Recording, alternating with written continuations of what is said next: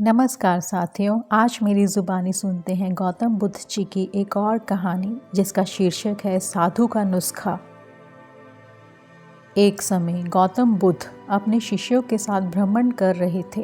भ्रमण करते समय सभी एक स्थान पर विश्राम के लिए बैठ गए। समय बिताने के लिए भगवान बुद्ध ने अपने शिष्यों को एक कथा सुनाई। किसी नगर में एक व्यक्ति रहता था।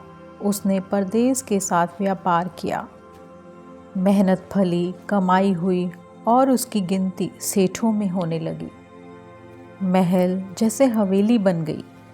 वैभव और बड़े परिवार के बीच उसका जीवन बड़े आनंद से बीतने लगा। एक दिन किसी दूसरे नगर से उसका संबंधी आया। बातचीत के बीच उसने बताया कि उसके यहाँ का सबसे बड़ा सेठ गुजर गया। बेचारे की लाखों की धन संपत्ति पड़ी रह गई। बात सहज भाव से कही गई थी, पर उस आदमी के मन को डगमगा गई। हाँ, उस सेठ की तरह एक दिन वो भी मर जाएगा। उसी क्षण से उसे बार बार मौत की याद सताने लगी। हाय, मौत आएगी, उसे ले जाएगी और सब कुछ यहीं छूट जाएगा। मारे चिंता के उसकी देह सूखने लगी। देखने वाले देखते कि उसे किसी चीज़ की कमी नहीं है। उस पर उसके भीतर का दुख ऐसा था कि किसी से कहा भी नहीं जा सकता था।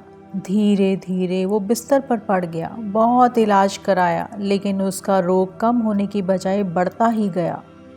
एक दिन एक साधु उसके घर पर आया।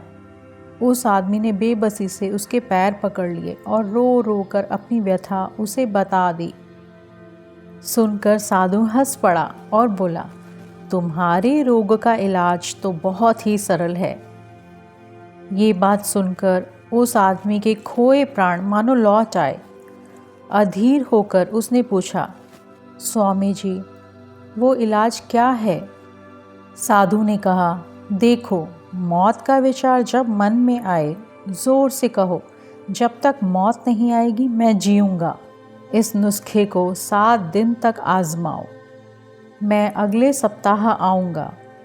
7 दिन के बाद साधु महाराज आए तो देखते क्या हैं कि वो आदमी बीमारी के चुंगल से बाहर आ गया है और आनंद के गीत गा रहा है।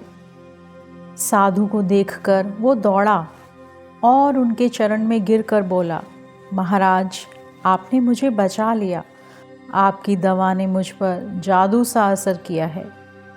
मैंने समझ लिया है कि जिस दिन मौत आएगी उस दिन मरूंगा, उससे पहले नहीं। साधु ने कहा, वत्स, मौत का डर सबसे बड़ा डर है। वो जितनों को मारता है, मौत उतनों को नहीं मारती। कहानी सुनने के लिए आपका दिल से धन्यवाद। आपका दिन शुभ हो।